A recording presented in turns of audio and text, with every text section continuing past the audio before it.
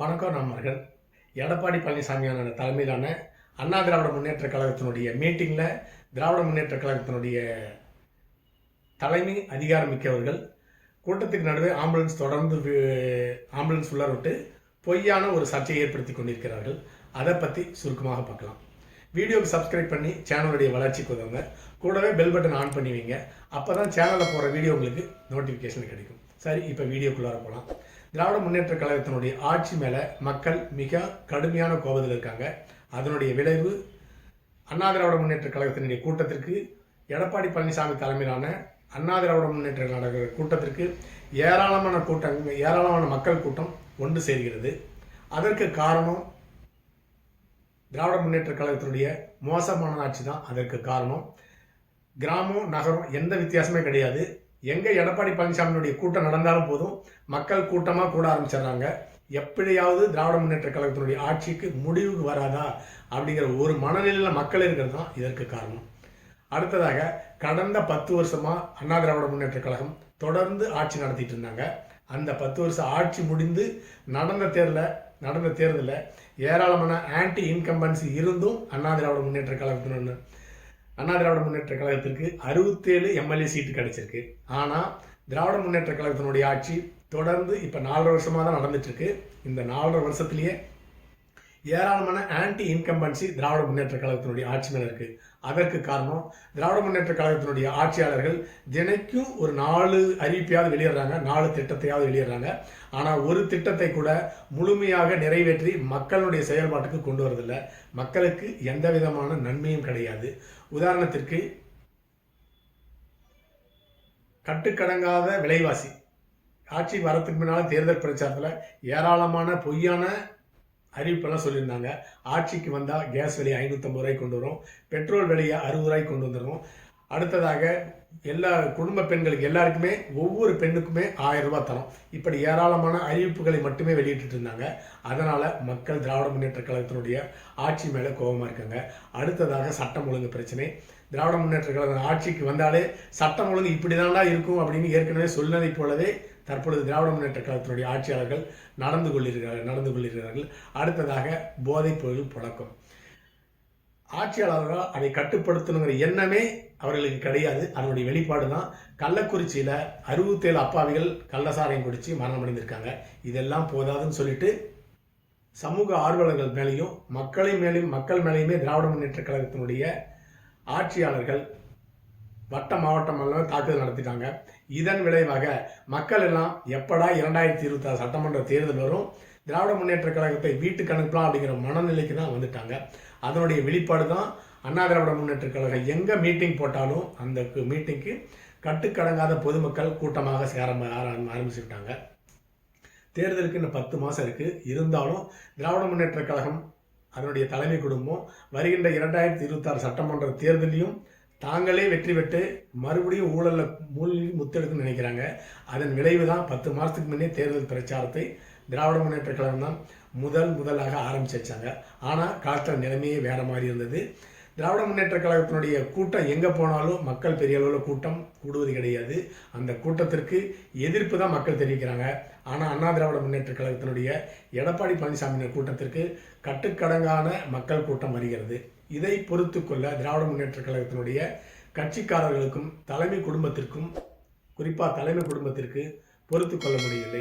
அதன் விளைவாக தான் ஆம்புலன்ஸ் எல்லாம் அங்கே விட்டுருக்கிறாங்க. அடுத்ததாக திராவிட முன்னேற்ற கழகத்துக்கு எதிராக மக்கள் திரும்ப ஆரம்பிச்சிட்டாங்க. இதனால திராவிட முன்னேற்ற கழகத்தினுடைய தலைவர்கள் எல்லாமே ரோட் ஷோ போய் 2026 சட்டமன்ற தேர்தலை சந்திக்கலாம் அப்படிங்கிற ஒரு மனநிலைக்கு வந்துட்டாங்க. தமிழ்நாடு என்றாலே அரசியல் கூட்டம் என்றாலே ஒரு கூட்டத்தை கூட்டி மேடையை போட்டு ஒரு 10க்கு மேற்பட்ட தலைவர்கள் எல்லாமே மிக சரியான வாதங்களை எடுத்து வைத்து பேசுவாங்க. அதுதான் தமிழகத்தினுடைய அரசியல் வரலாறாக இருந்து கொண்டிருக்கிறது. ஆனால் கடந்த 4 வருட திராவிட முன்னேற்ற கழகத்தினுடைய ஆட்சியில் மேடை போட்டு பேசுறதுக்கு செய்த சாதனைகள் சொல்றதுக்கு எதுவுமே இல்லை, ஜீரோ அப்படிங்கிற காரணத்திற்காக தான் மோடியுடைய பாணியை பின்பற்றி ரோட் ஷோ நடத்த ஆரம்பிச்சிட்டாங்க. ஒவ்வொரு மாவட்டத்துக்கு போனாலும் ஒவ்வொரு மாவட்டத்தினுடைய தலைநகரத்துக்கு போய் ஒரு 4 கிலோமீட்டர் 5 கிலோமீட்டர் நடந்து சென்று ரோட் ஷோ நடத்தி எதுவுமே பேசாமல் கையை மட்டுமே அசைத்து கொண்டு வெற்றி பெறலாம் என்று நினைக்கிறார்கள். அது எடுபடவில்லை. மாறாக எதிர்க்கட்சி தலைவர் எடப்பாடி பழனிசாமி போகிற ரோட் ஷோவுக்கு தான் ஏராளமான கூட்டங்கள் சேர்ந்து கொண்டிருக்கிறது. இப்படி இந்த கூட்டம் சேருவதற்கு அண்ணா திராவிட முன்னேற்ற கழகத்து மேலேயோ அல்லது எடப்பாடி பழனிசாமி மேலேயோ இருக்கிற பாசம் இப்படி கூட்டமாக மாறவில்லை. திராவிட முன்னேற்ற கழகத்தினுடைய ஆட்சி மீது இருக்கிற நம்பிக்கையின்மை இதுதான் எடப்பாடி பழனிசாமி நடத்துகிற ரோட் ஷோவுக்கு கூட்டத்திற்கு பெரிய அளவில் கூட்டம் சேர்கிறது. அடுத்ததாக இந்த கூட்டத்தை பொறுத்து கொள்ள திராவிட முன்னேற்ற கழகத்தினுடைய தலைமை குடும்பத்திற்கு பொறுக்கவில்லை. அதனால தான் அந்த கூட்டத்தின் நடுவே ஆம்புலன்ஸை விட்டு அந்த கூட்டத்தை பேசுவதை நிறுத்தி கூட்டத்தை ரெண்டாக பிரித்து கொஞ்ச நேரம் அமைதியாக இருக்க வச்சு ஆம்புலன்ஸ் தொடர்ந்து விட்டுட்டு இருக்காங்க. இப்படி எடப்பாடி பழனிசாமி நடத்துகிற ஒரு 30க்கும் மேற்பட்ட கூட்டங்களில் தொடர்ந்து ஆம்புலன்ஸ் போனதுனால அவங்களுக்கு சந்தேகம் வந்துருச்சு. உண்மையிலேயே ஆம்புலன்ஸ் தான் போகுதா இல்லை திராவிட முன்னேற்ற கழகமாக வேண்டுமென்றே ஏற்பாடு செய்த ஆம்புலன்ஸாக அவங்களுக்கு சந்தேகம் வந்து ஆம்புலன்ஸை நிறுத்தி திறந்து பார்த்தா ஆம்புலன்ஸில் யாருமே கிடையாது. இது வேண்டுமென்றே நடத்தப்பட்ட ஆம்புலன்ஸ் ஷோ அப்படின்னு தெரிஞ்சதுனால ஆம்புலன்ஸுடைய நம்பரை நோட் பண்ணு, டிரைவருடைய ஃபோனை நம்பர் நோட் பண்ணு அப்படின்னு சொல்லி மிரட்ட ஆரம்பித்து விட்டார்கள். அதனால சோழி முடிஞ்சு போச்சுன்னு எடுத்துக்கொள்ள வேண்டும். சரி, இப்படிப்பட்ட ஒரு அநாகரிகமான செயலை யார் செய்திருப்பாங்க அப்படின்னு பார்த்தீங்கன்னா, அந்த மாவட்டத்தினுடைய எங்கே அண்ணா திராவிட முன்னேற்ற கழகத்தினுடைய கூட்டம் நடக்குதோ அந்த மாவட்டத்தினுடைய வட்டமோ மாவட்டமோ எம்எல்ஏ அமைச்சரோ இவர்கள் எல்லாமே செய்யறதுக்கு தைரியம் கிடையாது. ஏன்னா இன்னும் 6 மாதத்தில் சட்டமன்ற தேர்தல் வருது. ஆட்சி முடிஞ்சு அண்ணா திராவிட முன்னேற்ற கழகம் தான் ஆட்சி அமைக்க போகுது. அப்படி ஆட்சி அமைக்கப்படும் பொழுது இப்படிப்பட்ட தவறான செயல்களை செய்பவர்கள் மீது கடுமையான நடவடிக்கை எடுப்பாங்கன்னு தெரியும். அதனால தான் அவர்கள் யாருமே செய்யவில்லை. சரி, இதை யார் செஞ்சிருப்பாங்க? திராவிட முன்னேற்ற கழகத்தினுடைய தலைமை குடும்பம் தான் இதை செஞ்சிருப்பாங்க. அதாவது எடப்பாடி பழனிசாமிக்கு அண்ணா திராவிட முன்னேற்ற கழகத்துக்கு சேர கூட்டத்தை அவர்களால் பொறுத்து கொள்ள முடியவில்லை. இதுதான் தலைமை குடும்பத்தினுடைய சுபாவம் என்று எடுத்துக்கொள்ள வேண்டும். தேர்தலில் வெற்றி பெறணும், எதிரியை பழி வாங்கணும் அப்படின்னா எந்த எல்லைக்கு கூட செல்ல தயாராக இருப்பவர்கள் தான் திராவிட முன்னேற்ற கழகத்தினுடைய தலைமை குடும்பத்தை சேர்ந்தவர்கள்.